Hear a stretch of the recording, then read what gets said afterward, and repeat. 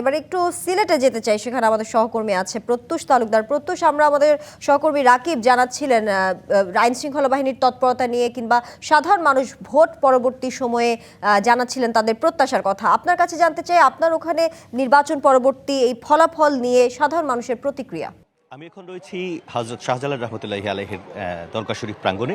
তো কিছুক্ষণ আগে এখানে বিএনপির প্রার্থীরা আসেন এবং নেতাকর্মীরা আসেন। তারা কিন্তু এই মসজিদে নামাজ আদায় করেন, জুমার নামাজ, তারপরে কিন্তু দোয়া মাহফিল অনুষ্ঠিত হয় এবং নেতাকর্মীরা এখান থেকে অনেকে চলে গেছেন, বেশ কিছু নেতাকর্মী রয়ে গেছেন। আমি একটু যারা নেতাকর্মী রয়েছেন তাদের কাছেই জানবো আসলে, যেহেতু 6টি আসনে বিএনপি এবং বিএনপি জোট বিজয়ী হয়েছে, সেক্ষেত্রে আপনাদের প্রত্যাশা এবং অনেক প্রবাসীরাও আছেন, সবাই ছোট করে বলবেন। ধন্যবাদ আপনাকে। সত্যিকার অর্থে গতকালকে নির্বাচনে বাংলাদেশ জাতীয়তাবাদী দলের যে ভূমিধস বিজয় হয়েছে, যে বিশাল বিজয় হয়েছে, এই জন্য আমি আল্লাহ সুবহানাহু ওয়া তাআলার দরবারে শুকরিয়া জ্ঞাপন করছি।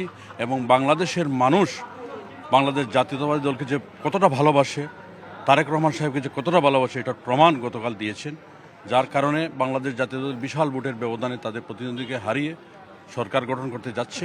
আমরা প্রবাসীরা অত্যন্ত আনন্দিত। এর কারণ হলো এই সিলেট অঞ্চল হচ্ছে প্রবাসী অধ্যুষিত অঞ্চল, যার কারণে আপনার স্বাধীনতা উত্তর এত বেশি প্রবাসী বাংলাদেশে কখনো একসাথে আসে নাই। এর কারণ হলো তারা এসেছে যেহেতু তারা ভোটাধিকার পেয়েছে এবং ভোটার অধিকার পাওয়ার পরে ভোট দিতে পেরেছে, এই জন্য তারা এখানে এসেছেন। এবং তাদের অনেকগুলো দাবি দেওয়াও আছে।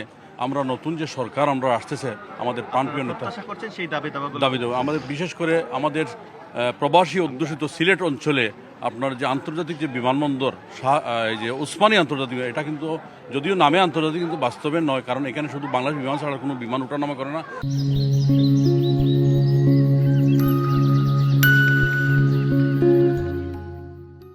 আমরা আশা করব অন্যান্য এয়ারলাইন্সগুলো যাতে এখানে উঠানামা করতে পারে, সেই পূর্ণ মাত্রায় আন্তর্জাতিক রূপ পায় এই বিমানবন্দরে, প্রবাসীদের দাবি। আমি আরেকটু ছোট্ট করে জানতে চাইবো, স্থানীয় একজন নেতা রয়েছেন, আসলে সাধারণ মানুষের প্রত্যাশা কতটুকু পূরণ করতে পারবেন বলে মনে করেন? ধন্যবাদ আপনাকে। প্রথমেই আমি ধন্যবাদ দিচ্ছি বর্তমান এই কেয়ারটেকার গভর্নমেন্টকে, একটা সুন্দর সুষ্ঠু নির্বাচন আমাদেরকে উপহার দিয়েছে ওরা। আর দ্বিতীয়ত আমি যে বাংলা জাতীয়তাবাদী দল যে নিরঙ্কুশ বিজয় অর্জন করেছে তাদেরকেও ধন্যবাদ জানাচ্ছি। এবং আশা করি এই এলাকার জনগণ এবং সমস্ত বাংলাদেশের জনগণ এটাই আশা করবে যে সহযোগ্য এবং যাদের উপর মানুষের আস্থা বিশ্বাসে এদেরকে নিয়ে যেন একটা মন্ত্রিপদ গঠন করে। মন্ত্রিপরিষদ নিয়ে আপনাদের প্রত্যাশা রয়েছে, একটু আপনার কাছে জানতে চাইবো, একজন সিনিয়র সিটিজেন রয়েছেন, স্থানীয় কি সমস্যার প্রতি জোর দেবেন সংসদে গেলে যারা এমপি নির্বাচিত হয়েছেন?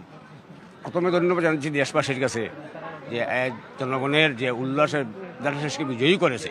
আমরা দেশবাসীর কাছে দোয়া চাচ্ছি, তারেক রহমানের কাছে দোয়া চাচ্ছি, দেশ যেন সুন্দরভাবে পরিচালনা করতে পারেন এবং আমরা দেশে তো এমপি নির্বাচিত হয়েছেন, তারা যেন দেশবাসীর জন্য কাজ করতে পারেন, এই দোয়া সকলের কাছে চাচ্ছি, দেশবাসীর কাছে দোয়া চাচ্ছি। এই বলেই আমি আমার বক্তব্য শেষ করছি। অনেক ধন্যবাদ আপনাকে।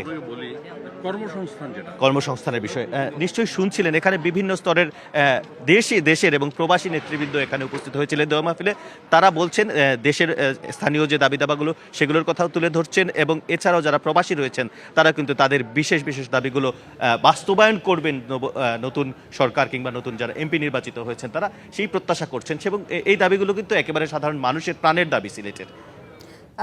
প্রত্যুষ, আপনাকে ধন্যবাদ যুক্ত থাকার জন্য।